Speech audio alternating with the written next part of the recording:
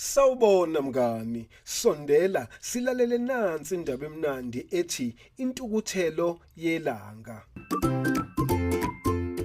Ilanga lalivuka njalo ekseni ngakavuka umuntu likhanyisela umhlaba futhi lufudumeze lalingakhethi umuntu lifudumeza omncane omdala onemali ongenayo imali omhlophe nomnyama ngendlela efanayo. Abantu babekujabulela ukuphuma kwelanga ngoba kwakusho ukuqala kosuku olusha lokuthi bahlangane nabangani, bahlangane futhi nezihlobo zabo besebenza zonke izinto ezimnandi ababezithanda. Abanye babezithokozisa ngokuthi bahambe baye kophola epaki, abanye benza izinto ezahlukahlukene ezifana nokuzivocavoca. Awusho mngani, wena wenzani uma uye epaki? Izilwane nazo zazijabula uma kukhona ilanga ngoba kwakusho ukuthi zazizovulelwa zihambe ziyokuzidlela emadlelweni. Uyawazi nje wena mngane amadlelo?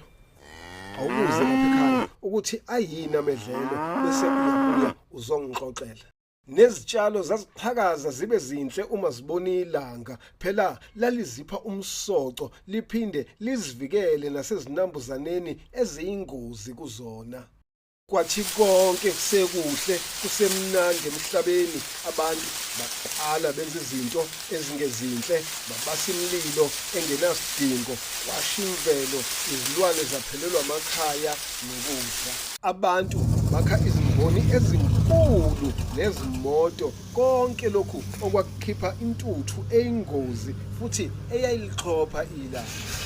Abanye babhema ugwayi owawuyingozi enkulu ukubona nakwabanye abantu nasemvelweni nje iyonke. Konke lokhu kwaliphatha kabi futhi kwalithukuthelisa ilanga, yingakho laze lahamba layokocasha endaweni ekude engale kwezintaba futhi engale kwamafu. Kwasala kumnyama, kukubi futhi kusabise emhlabeni uma lingasekho ilanga. Izitshalo zabuna, ezinye zafa ngoba zazingasawutholi umsoco ovela elangeni. Izilwane nazo zagula, ezinye zafa ngoba zazingasawutholi phela umsoco ovela ezitshalweni, izitshalo ezaziwuthola elangeni.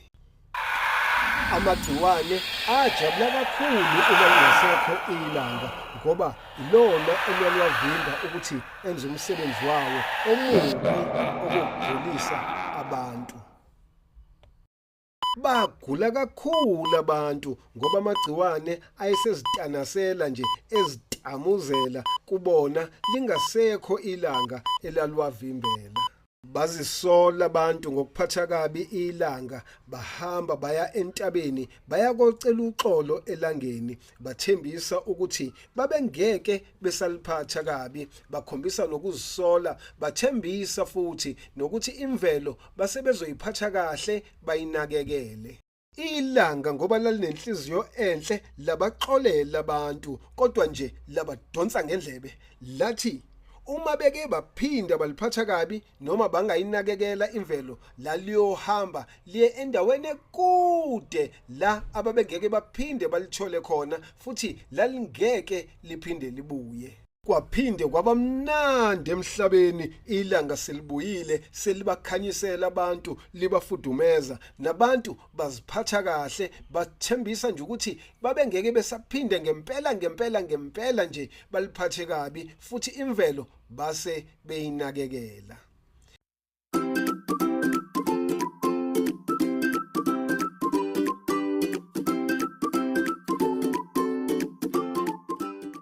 Iyaphela la indaba yethu ethi intukuthelo yelanga mngani. Awusho mnganami, wena yini oyifunde kule ndaba yethu namhlanje? Mina engikufundile ukuthi imvelo kumele sinakelele, singabasi imililo engenasidingo, singashisi futhi intuthu sigweme. Okunye engikufundile ukuthi singawubhemi ugwayi ngoba uyingozi kuthina nakubantu abasondelene nathi, kanti futhi uyingozi nakwimvelo nje iyonke. Asihlanganeke mngani ngesikhathi esilandelayo kolunye futhi udaba.